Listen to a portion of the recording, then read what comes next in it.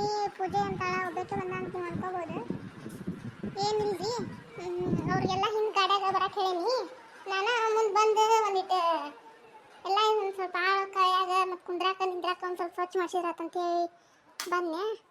ಅದಕ್ಕೆ ಒಬ್ಬಕ್ಕೆ ಬಂದೀನಿ ನೋಡ್ರಿ.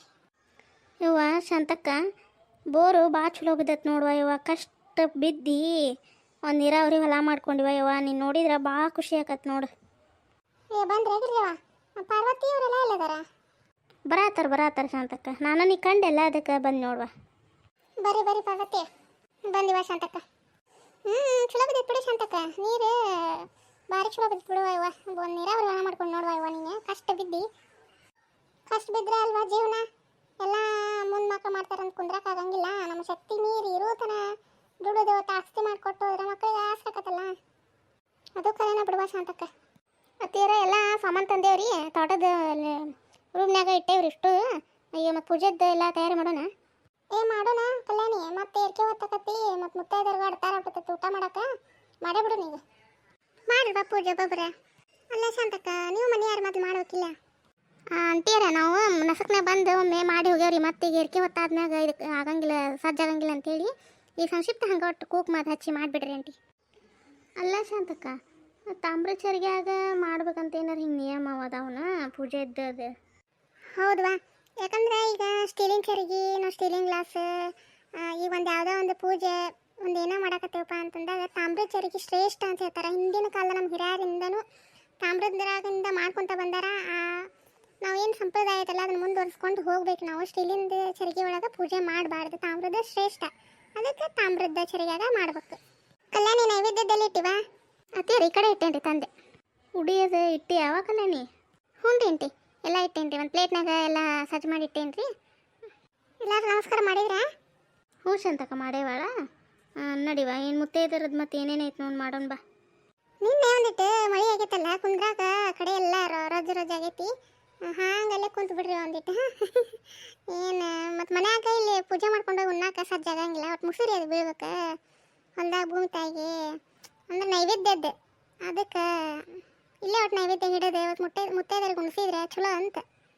ಹ್ಞೂ ಸಂತಕ ಚಲೋ ಆಳದ. ಏನು ಮನೆಗೆ ಹೋಗಿ ಉಣ್ಣಾಕ ಆಗಂಗಿಲ್ಲ, ಇಲ್ಲೇ ಹಾಂಗೆ ಕೊಂಡಿರ್ತೈತು.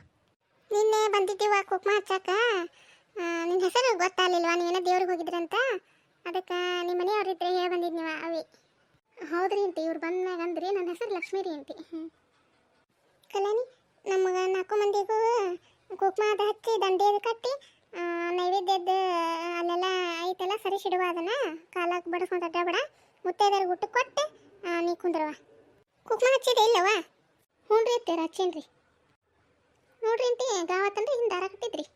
ಹ್ಞೂ ಗಾವಾತ ಏನು ಒಂದು ಅರ್ಧ ತಾಸಿನ ಕೆಲಿಸ್ಬಿಡವ. ಹಾಂಗೆ ಕಟ್ಟಿ ಇರ್ಲ ಗಾವಾಗೈತಿ. ಮತ್ತಿಂದ ಬಾರ ಉಡಿ ತುಂಬ್ಕೊಂತ. ಹ್ಞೂ ರೀ ಅತ್ತೀರ. ನೀವು ಸೊಸಿನೂ ಶಾಂತಕ್ಕ ಎಲ್ಲ ನಿಯಮನಿತ್ತು ಎಲ್ಲ ಕಲಿಸಿಬಿಡುವ. ಭಾಳ ಶನಿಕದ. ಹ್ಞೂ ಎಲ್ಲ ಕಲಿಸ್ಕೊಂತ ಹೋಗೋದೆ ಸಣ್ಣಾರ.